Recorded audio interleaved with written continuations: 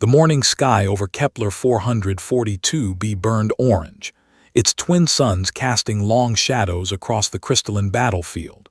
Lieutenant Lisa Kowalski crouched behind a shattered defense pylon, her neural interface flickering with tactical data. 300 meters ahead, the Vrexian front line pulsed with electromagnetic shields, their biomechanical soldiers arranged in perfect geometric formations. Cubs are in position, Alex's voice crackled through her cochlear implant, awaiting your signal. Lisa closed her eyes, feeling the weight of what she was about to do.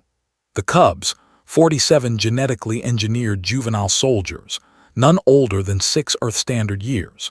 They'd been designed in the orbital labs above Kepler 442b, their DNA spliced with wolf genetics to enhance pack coordination, loyalty, and fearlessness. Project Fenrir, they called it. Humanity's desperate answer to an enemy that had already consumed 12 colony worlds. She hated it.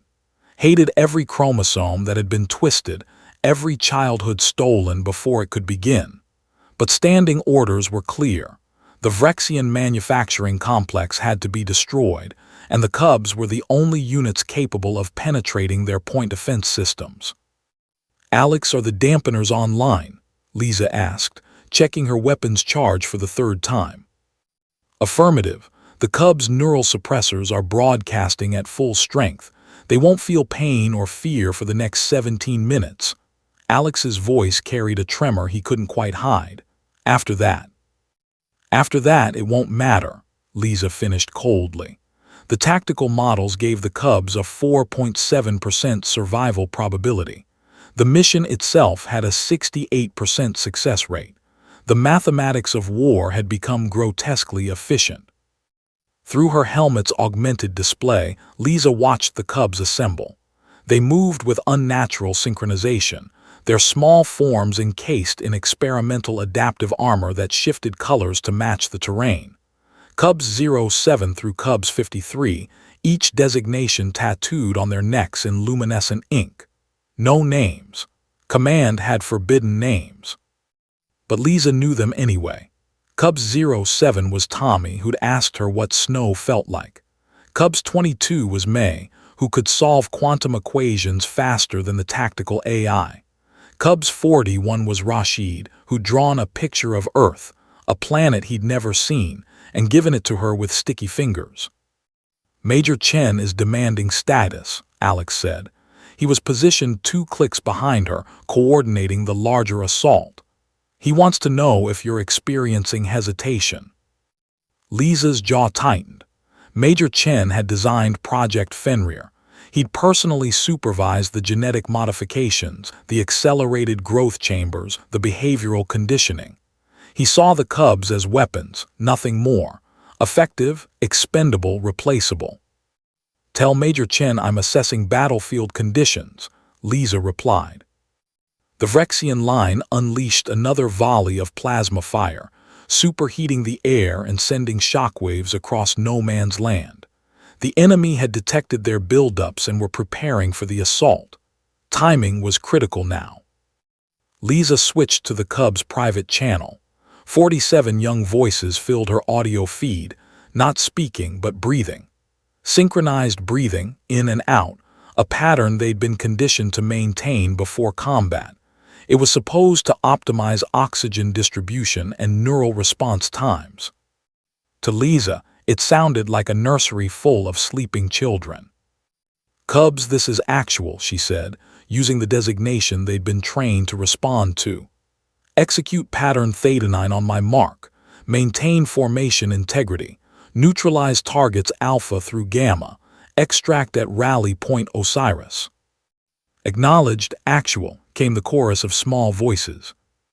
Rally point Osiris didn't exist. There would be no extraction. Lisa raised her hand, fingers splayed. In her peripheral vision, she saw Alex's vitals spike, elevated heart rate, increased cortisol, the biological markers of moral distress. They'd served together for 6 years, survived the siege of New Bangalore, earned their commendations together. He knew what she was thinking. "Lisa, don't," Alex whispered through their private channel.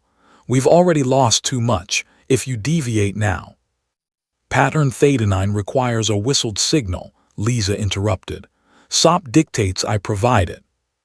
That's not what I meant. Lisa's fingers trembled as she brought them to her lips. The cubs were watching her now, 47 pairs of eyes enhanced with low-light vision and thermal imaging. Eyes that should have been playing games, learning to read, seeing their first sunrise without tactical overlays. The whistle was supposed to be sharp and short, 3 ascending tones that would trigger the cubs' combat subroutines and send them charging into hell. Instead, Lisa whistled a different pattern, 5 long, melodic notes, the opening bars to Across the Universe, an ancient Earth song her mother had taught her. The cubs hesitated. Lisa, what are you doing? Alex's voice was sharp with alarm. Command is tracking your telemetry. Cubs, this is actual, Lisa cut him off. New orders, disengage neural suppressors, full cognitive autonomy restored. Across the battlefield, she watched as 47 small figures went rigid. Their armor flickered as the dampening signals ceased. For the first time since their conditioning began, the cubs could feel everything. Fear, confusion, the weight of their own mortality. Cubs 07, Tommy, looked directly at her, his enhanced eyes meeting hers across 300 meters. Actual, we don't understand, his voice cracked. The pain, the fear. I know, Lisa said softly. That means you're human. That means you have a choice. Lieutenant Kowalski, you are relieved of command. Major Chen's voice exploded through command channel. Maintain your position for immediate court-martial. Lisa muted him. Alex, she said calmly, remember New Bangalore, the tunnel collapse. A long pause. You said we'd leave together or not at all. I'm downloading a tactical package to your station now. Routes, timings, extraction coordinates. Real ones this time. Lisa. Get the cubs out, Alex. Get them to the civilian transport at Grid 7. There's a sympathetic captain there, owes me a favor. They'll disappear into the refugee streams. They'll execute you. Probably. Lisa stood up, shouldering her plasma rifle. But I can buy you 17 minutes, exactly enough time for what needs to happen. She didn't wait for his response. Instead, she opened the Cubs channel one final time. Cubs, you have 17 minutes before your enhanced metabolism starts breaking down without the dampeners. In that time, you can charge the enemy line as weapons, or you can run as children. The choice, truly, is yours. Then Lieutenant Lisa Kowalski did something that violated every protocol, every order, every military doctrine she'd been trained to follow. She whistled. Not the combat signal, not the abort code, but those 5 melodic notes again, clear and pure across the crystalline battlefield.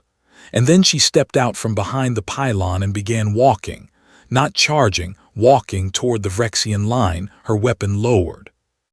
The enemy, confused by this bizarre human behavior, hesitated. Behind her, Lisa heard the cubs move, not forward toward the enemy, backward, running. 47 sets of small feet pounding against alien soil, headed towards something that might possibly be called freedom. Alex's voice filled her ear, thick with emotion. Transport is inbound. I've got them, Lisa. I've got all of them. Good, she whispered. The Vrexian plasma fire found her 7 seconds later.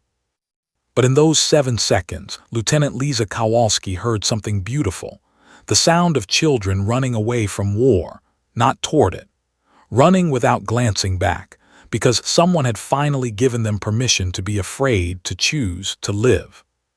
The human had whistled across the battlefield. And the cubs had charged, in the only direction that mattered.